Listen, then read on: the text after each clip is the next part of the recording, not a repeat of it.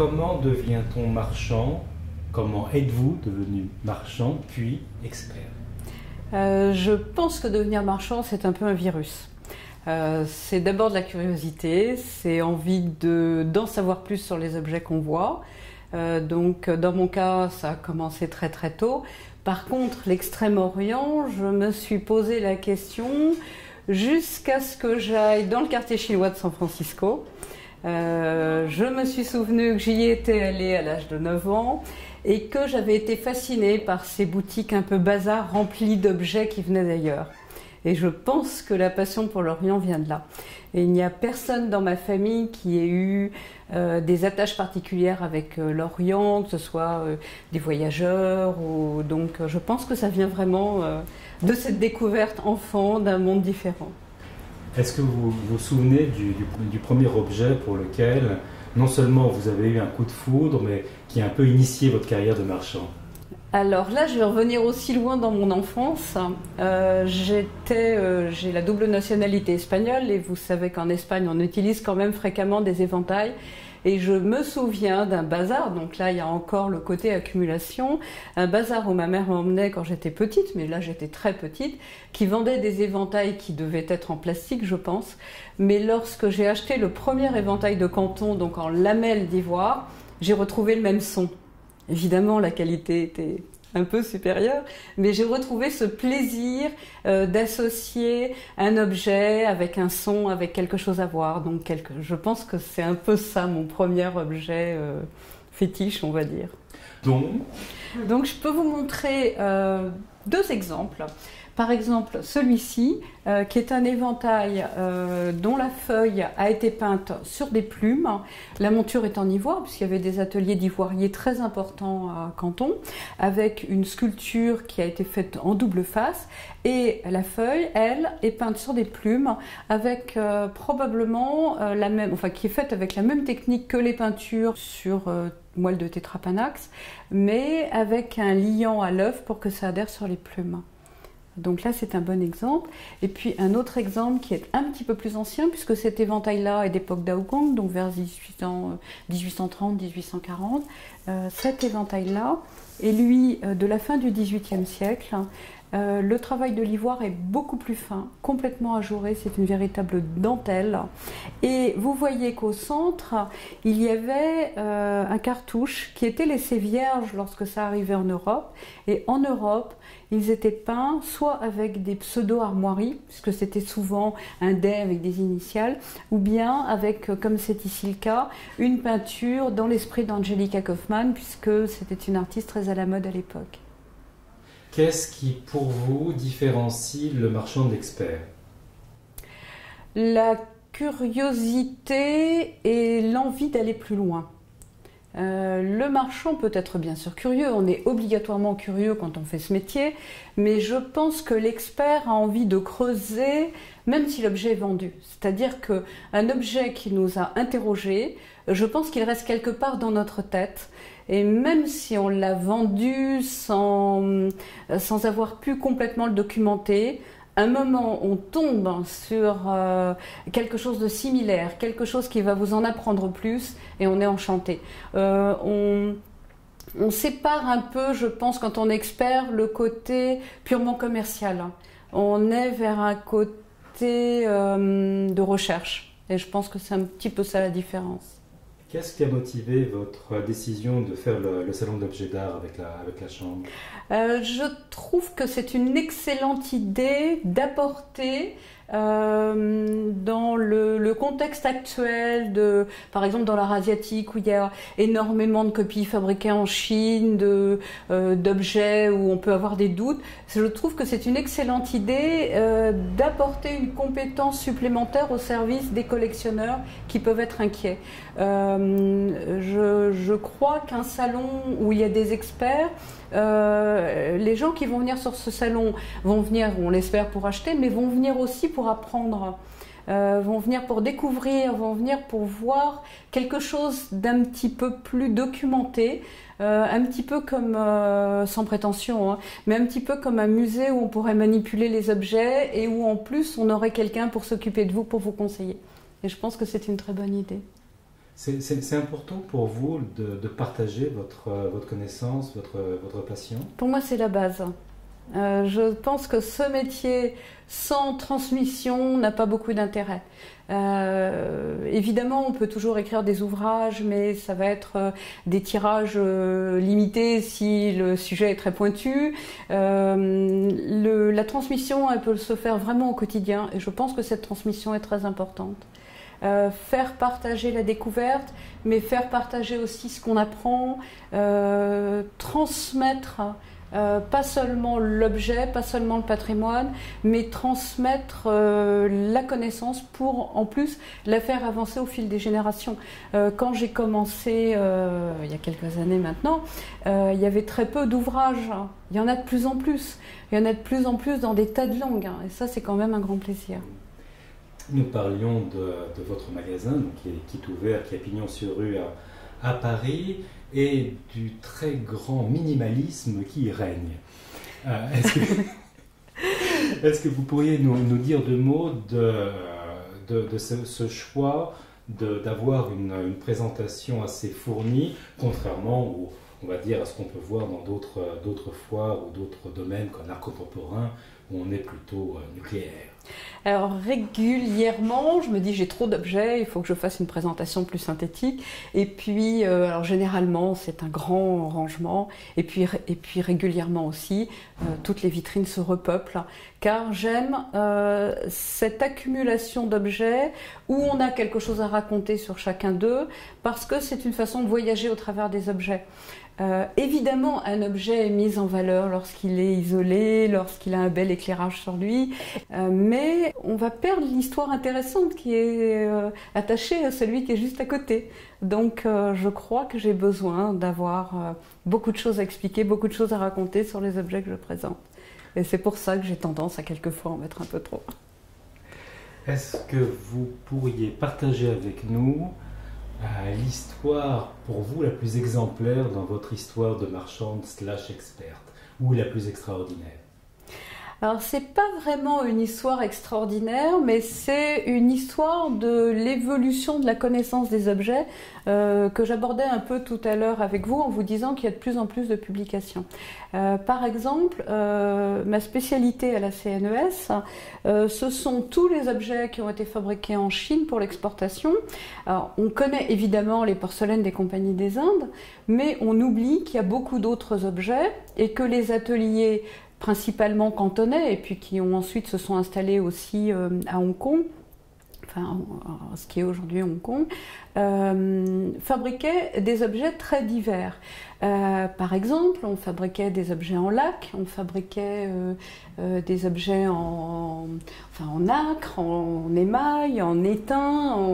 Il y avait des tas de fabrications différentes qui sont moins connues, peut-être parce que le goût français a fait que la période d'importation de ces objets a été beaucoup plus courte que dans les pays anglo-saxons.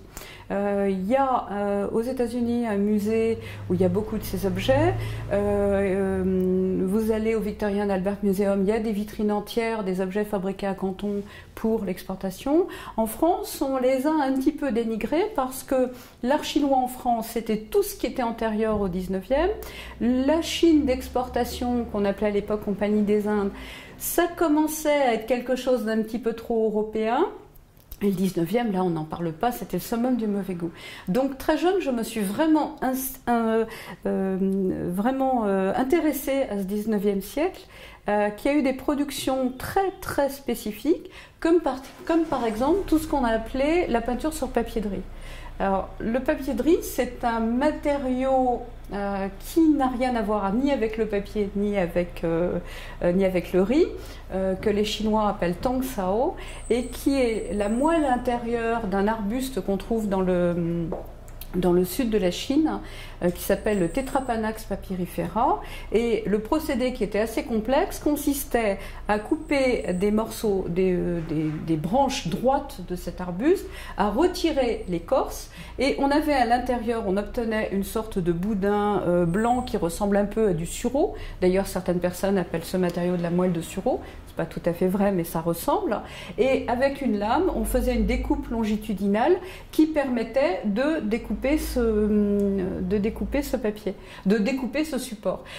C'est pour ça qu'il n'y en a jamais de grandes feuilles, c'est toujours des petites feuilles qui étaient peintes et souvent présentées dans des albums comme ici, avec des vues et des histoires sur tout ce qui était le côté folklorique de la Chine de l'époque, enfin tout ce qui allait intéresser les Occidentaux. C'était un peu comme des albums de cartes postales.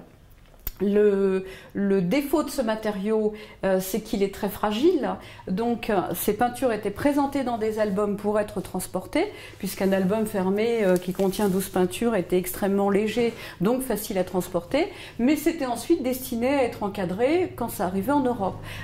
C'est pour ça qu'on les présente maintenant encadrés, parce qu'en fin de compte on les protège mieux. Il ne faut pas les mettre dans une lumière extravagante évidemment, mais la peinture est quand même assez résistante, puisque c'était des pigments juste liés avec quelquefois un petit peu d'œuf et puis un petit peu de diluant, mais qui pénétraient à l'intérieur de la fibre végétale, ce qui faisait que les couleurs étaient très veloutées et très intenses. Donc ça c'est vraiment, voilà, on ne savait pas il y a 30 ans, on n'appelait pas ça il y a 30 ans autrement que papier de riz. Et aujourd'hui, voilà, on a fait évoluer un petit peu la connaissance de ces objets. Et ça, ce sont des pièces qui rentrent dans votre spécialité? Complètement. Complètement. En termes d'expertise, comment est-ce que vous les expertisez? Est-ce qu'il y a des vrais, des faux? Le faux n'existe pas encore. La technique est tellement complexe qu'il n'y a pas encore de faux.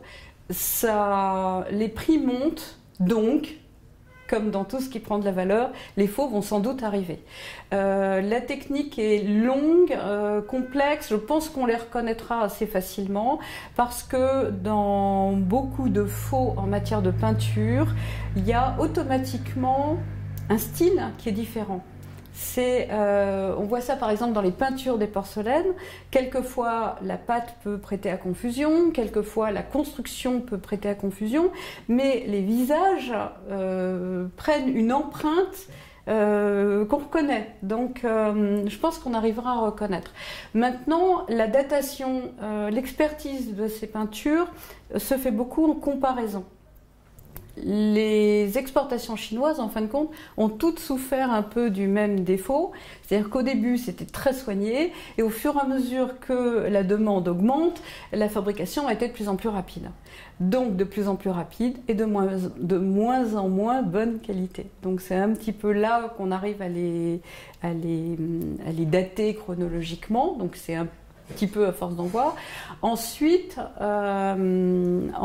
il y a des sujets qu'on va rencontrer dans des plus anciens, qu'on ne rencontrera plus après, donc des sujets plus rares que d'autres. Donc c'est un petit peu comme ça aussi qu'on les évolue. On sait que les premiers exemples sont arrivés dans les collections européennes, les premiers exemples datés sont arrivés vers 1808.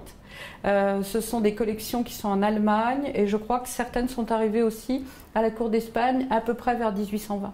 Donc c'est comme ça qu'on peut connaître un peu les premiers exemples, et puis les dernières très tardives vers 1900 sont reconnaissables parce qu'elles deviennent plus petites, elles deviennent très sommaires, donc c'est assez facile de faire la différence.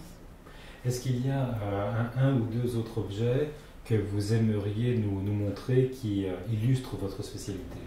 Alors j'ai, comme vous l'avez compris tout à l'heure, un grand intérêt pour tout ce qui est éventail, parce que les éventails à canton sont vraiment très variés et représentent bien tous les savoir-faire de canton.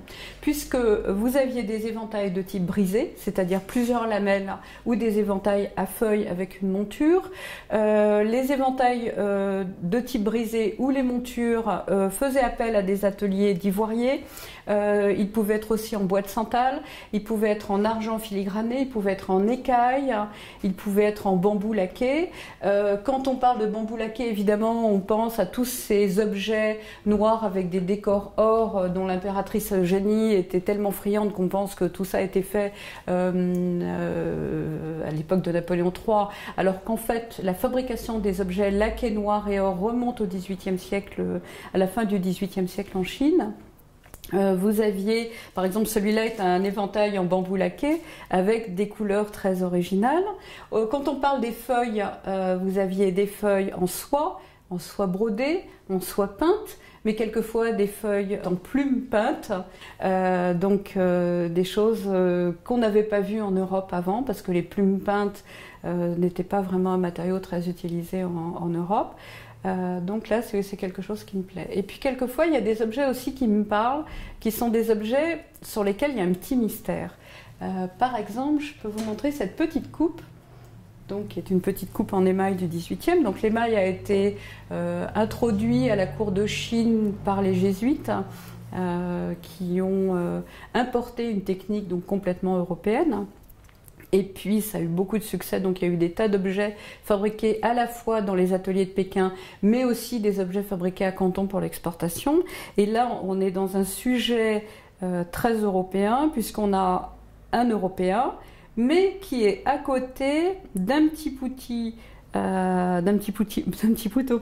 plutôt à moitié nu, mais sur une kirine. Or, la kirine, c'est un animal mythique chinois sur lequel on représente plutôt une divinité bouddhiste. Donc, que fait ce personnage européen sur un personnage bouddhiste? Et puis là, il y a une grande tour à côté où on a l'impression d'avoir un château d'eau, ce qui est complètement improbable au XVIIIe siècle.